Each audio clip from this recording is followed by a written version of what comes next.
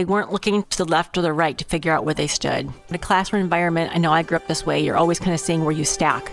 Am I ahead of the stack? Am I at the bottom of the stack? Am I faster? Am I slower? In our homeschool, it was almost like, it doesn't matter where you rank. We're just going to teach you and let you learn and push you to be your very best, but not worry about how everyone else is stacking up to you. And also, for me, one of the incredible things in that customization aspect of it, they still had to learn math or they didn't like math and those kinds of things, but where they really excelled and were really passionate about, they got to spend time there, and it didn't even feel like school for them. It felt like they were just having fun and learning. In all of the good times and even the trials, through tears and through laughter, yeah, I know that I'll smile when I think of you. Smile for the things you do. Smile, God gave me you. You are the reason I smile. This is Behind Our Smiles. Pursuing connection. And finding joy. Even in the struggle. Hi, and welcome back to another episode of the Behind Our Smiles Marriage Podcast. We are Joe and Tara Buchanan. Yeah, we're so glad that you're hanging out with us. You choose to spend time with us. And one of our favorite things about the podcast is when we share what makes you smile about your husband or wife, and would love to hear what makes you smile about your husband or wife. And you can share that. It can be a sentence. It can be a paragraph. It can be a word. You can share it at Tara, T-A-R-A, at behindoursmiles.com. Today it's Stacy. He's sharing about his wife, Dana. Says, my wife makes me smile when I see her working with and teaching the kids. I am so thankful to have a wonderful woman like her to instruct the kids. I'd love to see her happy and enjoy listening to her laugh. That's awesome. Thank you, Stacy, for sharing that about your wife, Dana. And again, would love to know about your husband or wife. Share with us what makes you smile. I loved reading those messages, and I've seen many of those messages when people share what makes them smile about their husband or wife. The kids kind of get wrapped up into that. If you have kids, a lot of times, like, we love seeing our spouse parent, if it's your husband or your wife parent. But with being back to school season, I was like, this is like a big thing. Like, when we see each other investing in our kids, it does make us smile, no matter what that looks like. Yeah. So today we're sharing a little bit of what makes us smile, but we're just doing it a little bit different because of the start of the new school year. And Tara, I have been so blessed. I've been so blessed as well, watching you as the primary teacher of our kids. How many years have you been homeschooling? I don't know. Our oldest is 23-ish, so for 23 years at least, right? Investing in our kids. Because Tara was teaching our kids before they were, like, we taught them sign language. And you look back on that, what an incredible thing that turned out to be, because our kids were able to communicate with us long before they could talk. And even after they could talk, I always needed a translator in those early days. And, like, for instance, our oldest, Jolie, was a great translator for younger kids because they would get frustrated trying to tell us what they were trying to communicate. But hard to believe it's been 23 years. Yeah. Wow. So, and this is a little bit of a detour off our usual content, but when we think about marriage and what we are building, our marriage itself glorifies God in how we love each other. But there also is this idea that it's a stable foundation of love for any children that come into the marriage. And for us, Joe, we've been married, not married, but we have 4 children that we've been married too. We've been married, that's a lot of years. 27. And just that what we've built here has been able to transfer to the next generation. And it's not an easy task. I mean, just the concept of it saying, hey, here's children, make sure they turn out okay. Yeah. Like, that is a massive task. And we are kind of in the tail end of our young parenting years. So we're in it. Tail end. Yes. Like, our youngest is 14 at this time. So we're kind of looking back like, yeah, it's a big deal. So in this episode, we're going to share a little bit in regards to teaching the kids, the fact that I was the primary teacher of our 4 kids as a homeschooling family. And so a little bit of how that looked for us and how that affected us, and even in our marriage a little bit as well. Well, and, looking back, it's hard to believe that now I can say how fast it went, because the years definitely seemed to go slow. Or the years went fast, the days were slow. That's probably a better description. But it there were some years where it was really hard. There were some years where I was like, man, I'm glad I'm married to Tara because I don't have a clue what I'm doing.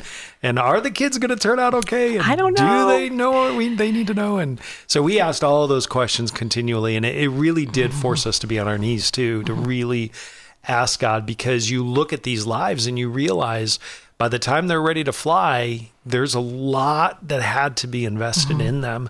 And if we weren't getting it right, our trajectories were off, that could end up being really hard. Well, I think as parents, what we're seeing and we're learning now that we're, again, on the tail end of this, is the idea of constantly trying to get on the same page, especially when you have a big decision like, what are the kids going to do for school? And fortunately for us, we were pretty much on the same page from the get-go. I loved the idea of homeschooling before I even had kids. I was like, that just sounds like fun.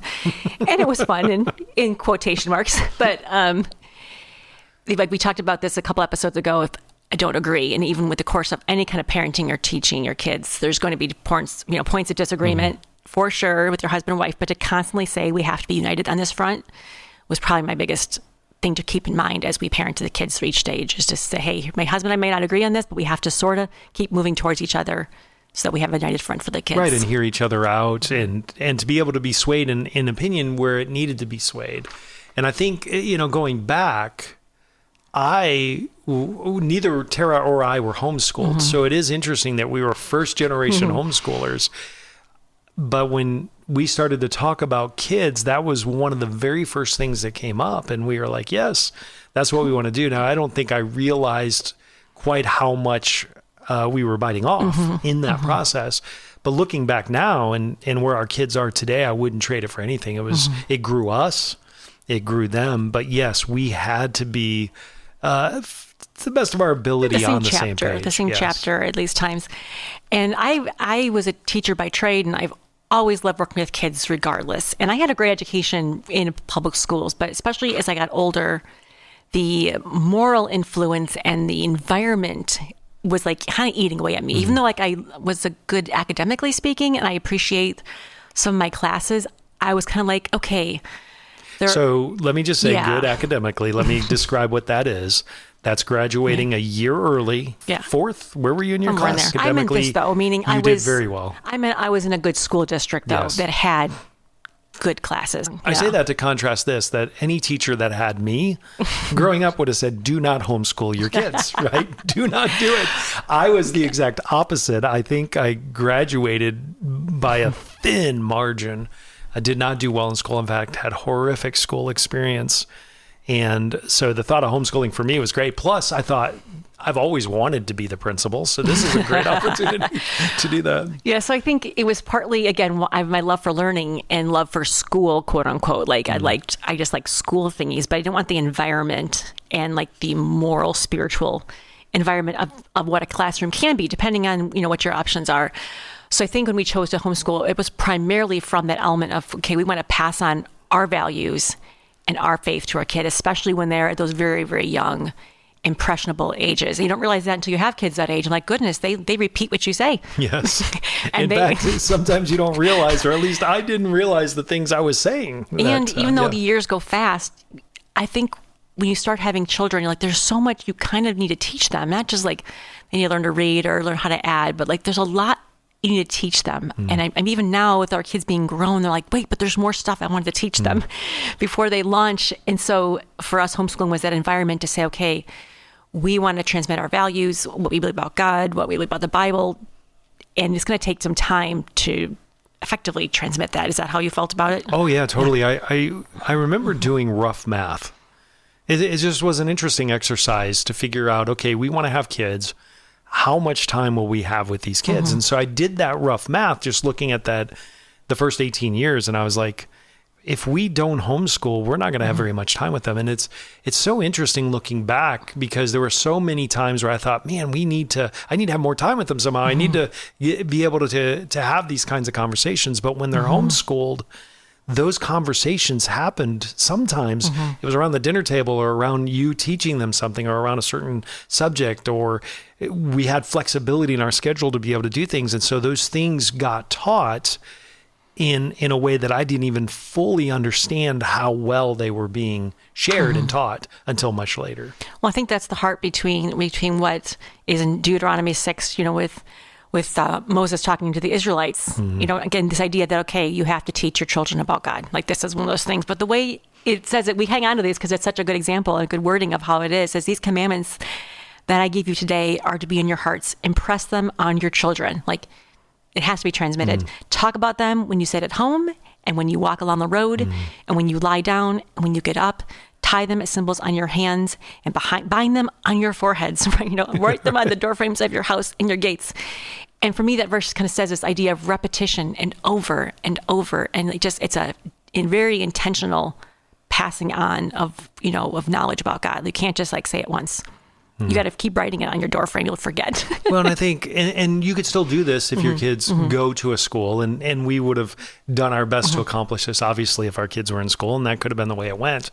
But for us, what was really cool about homeschooling, one of the advantages that I felt like we had was we had so many more situations and circumstances to teach. So many little things would pop up every single day where you could instill the things that Moses is talking about there, where you can be that living example, or you can say, hey, this is why we're doing it this way or that. So there was a lot of value for us in those opportunities. Well, I've always looked at homeschooling that people kind of ask about it. And I said, it's like parenting on steroids. So if you're a parent, you're a parent. It's an intense job no matter what you do. And it's ultimately our responsibility to give the kids the resources they need to thrive. It looks different for every family. But it is an intense parenting. It's a lot. That's why a lot of people say, I'm not sure if I'm up for that. But for me, that was what motivated us, this idea of okay, how are we going to raise our kids to love God and to know God and see our faith lived out every day. Yeah. That's the other thing too. You don't get to hide. Right. Your kids see you at your best and your worst. And I think that's why I said earlier that we grew through that process too. Having them around all of the time made it really prevented us from getting lazy in those areas of saying, hey, I mean, don't get me wrong, I can be lazy, but you get the idea that I had to always come back to the idea that there's these eyes They're watching me all the time. And I loved it for me because I liked new things and exciting things. And again, I went to a public school and it was a good school overall, but this idea that wait, we can have Bible time in our school. We can talk about God in our school. We're in a public school. You're always having to keep him on the periphery, and bringing those subjects and topics it was so fun for me because I didn't get that growing up. And as I get older, the conversations get harder and get deeper topics, and it's so fun. And a byproduct is that it will grow your marriage because there are things that we had to, we couldn't just put something on the shelf. It had to get worked through. Because back to the intensity the very next day. Yeah, parenting on steroids. So besides passing along our faith and our value to our kids, I think the second thing for me went back to that time that you mentioned, but it comes back to the S word. We talk about the S word for homeschoolers, which is socialization, And I always socialization is the reason I'm homeschooling them. I wanted to be in charge of socializing them. And for us, that wasn't just a matter of being home, but being more in the world of adults. And I appreciated the chance that we had to give them more real world experience than just time with their peers. I think it's paid off. I wouldn't say critical response, but the biggest challenges we got in the early days when we would let people close to us know that this was our plan was, number one, how are you going to teach them things you don't know about? That was a big thing. And then number two, they're going to end up unsocialized. How are you going to socialize your children? And I remember having that discussion with Tara and just talking that through, okay, what does this look like? And so we made decisions for instance, we're going to homeschool this year and then we'll reevaluate. And our plan is to homeschool through high school, but we're going to take it a year at a time and just make sure that the kids are adjusted and all of that. But I can tell you, of all the kids I know, our kids are more socially involved. We would have 50 teams. I'm just throwing out numbers because my daughter would throw a party for anything. I mean, the stoplight turned green. Let's throw a party. But we always had people in our house and we got to know, and they weren't all homeschoolers, public schoolers, Christian schoolers. It was, so to look back on that that was even a concern in the beginning ended up not even materializing. And we were really blessed too. We had a really adjusted. strong church family, which I think for many people that was a great structure for them in terms of events and groups to be part of, that we had many other organizations that we were like, okay, here's where you can socialize for the ones who want to socialize. And then, of course, there's built into that is a sibling relationships. Yes. And, we had 4, so there were siblings around. And to see those sibling relationships develop, and it's hard, I will tell you, it's actually challenging, but that was the goal, was I want them to have strong siblings. And I kind of want to stop here for a minute because sometimes you can see pictures of homeschoolers or you can hear them talk about how wonderful the experience was, and you can think that they didn't struggle in the same way. Yeah, always get along. Imagine, okay, so if our kids don't see each other all the time and they don't get along, imagine seeing each other all the time. So yes, those were very real everyday struggles, the bickering, the fighting, the conflict resolution, all of those things. But I really believe it gave us an opportunity to practice over and over and over. Conflict resolution was class number 1. Not just practicing conflict resolution, but I remember many times I would have a solution for conflict resolution. I'd walk in the room and my Tara would be looking at me like, okay, I like that. Is that going to apply to us? On a conflict resolution. So it really, I think even though it was hard day in and day out, it was so worth it to have that practice over and over and over again. But I wanted to come back to this idea and say, no, I don't look back at all and say that was perfect. There was definitely some hard. I've always been of the opinion that I think getting along with your siblings is one of the most challenging relationships you have because again, there's that living with them. I think it's preparation for marriage. You're living with someone. In our case, you're sharing a bedroom, you're sharing a bed, you're sharing everything. You obviously have a great affection for each other that you're together, but yet you have this automatic negative energy as well, but really kind of having those good memories and doing things together and helping them to resolve conflict and looking now at who our kids have become. We're like, there's some different personalities involved here. And now we see why they didn't naturally necessarily always see things the same way. But I do think that conflict resolution within siblings was a really great preparation for life. What did G.K. Chesterton, what did he say about that? He said, oh man, I'm drawing a complete blank, but he's basically, if you can get along with your immediate family, your siblings. That's the challenge. Right? Then that really prepares you for surviving in the world. But so our kids get along great today. It's kind of fun to see our adult children. And I really think socialization was more, so besides just getting along with your family, which is always the greatest challenge, and then really get them into the world of adults as soon as possible. And it was kind of intentional on my part too, but they don't need to learn necessarily get along with everybody their age. That's sort of like a natural, but saying learn to talk to adults. And I think with our lifestyle and the way we kind of did not necessarily stay at home was learn to talk to adults and be part of the adult world. So not that you can't get that only that way, but that was a priority for us. But all the time we had as a family, and now that slipped away, and we're basically, again, it's on the tail end, and the kids are kind of launching, do their own thing. I look back and go, I'm so grateful for the time we had together as a family. Because again, right now, we don't have that. We don't all get to be together all day. If we are all in a room together, I was like, what's going on? We're all here. Where I'm like, man, we had so many years and days and hours where it was just us doing our thing and learning and growing. And so I'm so grateful for that time, even though it was challenging and there were tears and there was challenges. I look back and go, I'm grateful for that time.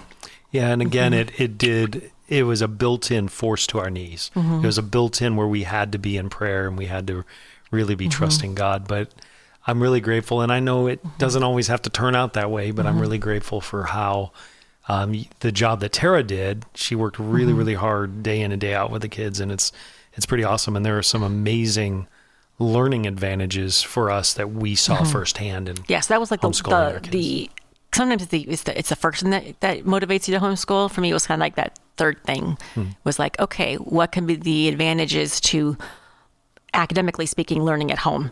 And we saw that right away. I was like, oh my goodness, this is so different than what I experienced in regular school. Customizing what the kids are ready for. I had some kids that were ready to read early and good to go at 4 years old, and they were hungry for it. And bam, other kids were just taking their time, and they weren't looking to the left or the right to figure out where they stood. In a classroom environment, I know I grew up this way, you're always kind of seeing where you stack. Am I ahead of the stack? Am I at the bottom of the stack? Am I faster? Am I slower? And our homeschool, it was almost like, it doesn't matter where you rank. We're just going to teach you and let you learn and push you to be your very best, but not worry about how everyone else is stacking up to you. It also, for me, one of the incredible things in that customization aspect of it, they still had to learn math if they didn't like math and those kinds of things, but where they really excelled and were really passionate about, they got to spend time there, and it didn't even feel like school for them. It felt like they were just having fun and learning. You can kind of let them go all out and go, I kind of call it just going deep into a topic where they really understand something from all angles, and just, I always tell my other moms, like, they have to have something to wake up for. They have to wake up in the morning and be excited about something. If their homeschool's a drudgery, I don't think that's healthy. But to say, okay, I get to work on this project or do this thing that really lights me up. So, and that's been different for every kid, because every kid is lit up by something different, and they get interested in whatever passion projects they have. But that's been for me a fun byproduct, learning wise, that they can, go all out. And I think when it comes to learning too, the environment's less stressful. So even though, yes, there's some bickering going on, and there's still some like tension in the household occasionally, it is a more peaceful environment. There isn't those outside structures and things that can add a lot of anxiety to kids. Just go outside on the porch and do your assignments, or go downstairs, be alone, or we kind of adapt to where they're at to help them to learn the very best they can. I think it also can add anxiety to the parents because, like, I'll give a quick example on conflict resolution is, if we didn't have much time with the kids, there would be a greater sense of urgency to get this resolved now. And I think I made that mistake early on in our homeschooling. But as we homeschooled, it became easier to let it work itself out. Obviously, be ready to referee or whatever you need to do. Be ready to facilitate that. But it was fun to watch. And I always had an idea in my head, kind of, okay, once we cross this line, then I'm intervening, right? We're going to let them go till here. But to let them resolve their conflict and to let them figure that out. And they had the time to be able to do that. And I think that it doesn't mean there's not going to be conflict and there's not a need for resolution, but I think that was definitely a benefit. Well, then when it comes to learning too, I love the one-on-one time that I have with my kids. And again, as a teacher, and it's the idea of classroom management, right? There's so much classroom, crowd management in there, but I really love the fact that I can teach you one-on-one, and you never have to kind of wonder where your kids are at necessarily, because when you're working with your kid one-on-one, you're like, okay, I can know exactly what they're getting and what they're not getting and what's going over their head. And, they still were in classroom environments in various different places. They got to learn how to be in a class, but their primary mode of learning still was this idea of, being intrinsically motivated, right? Like, okay, we're not doing this just to get a checkbox or just to get a grade or just because teachers so said, but okay, there's something that I want to learn, something that mom says I should learn, even though maybe I disagree with her. But that for me, I love that one-on-one time, not just as a parent. And even though there's definitely was days are frustrating. Again, I'm looking back on those years and thinking, it was all golden. It wasn't all perfect moments.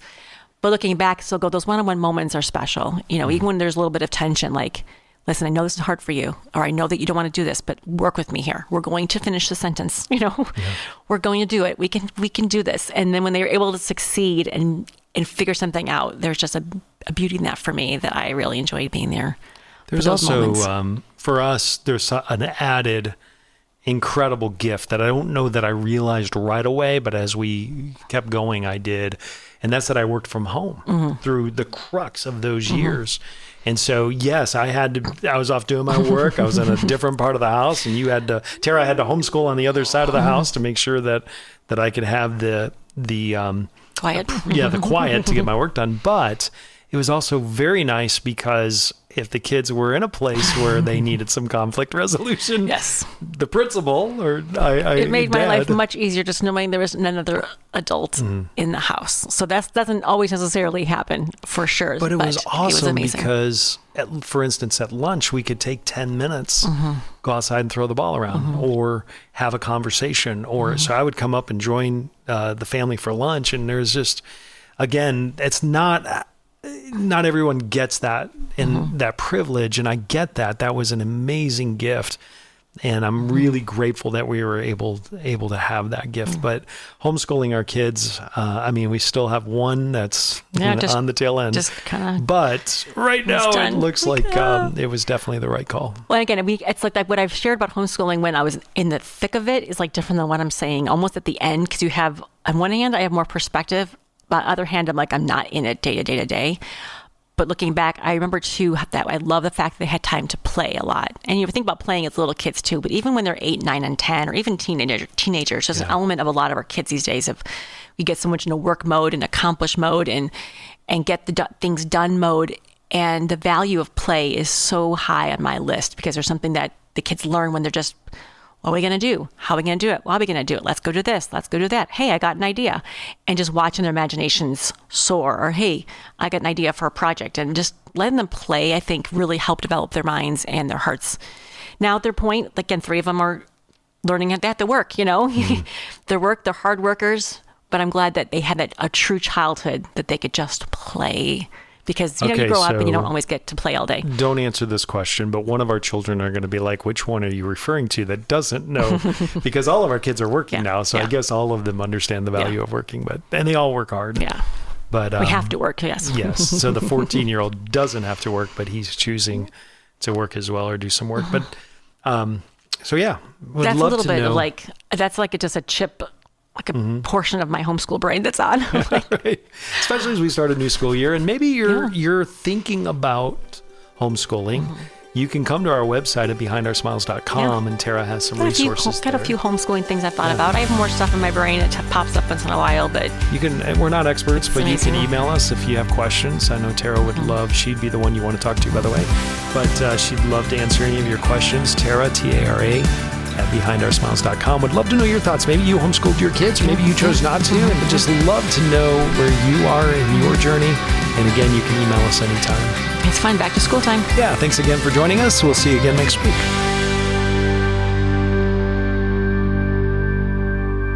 Behind Our Smiles is a Wow God production, a ministry of the University of Northwestern St. Paul. Discover more at wowgod.com.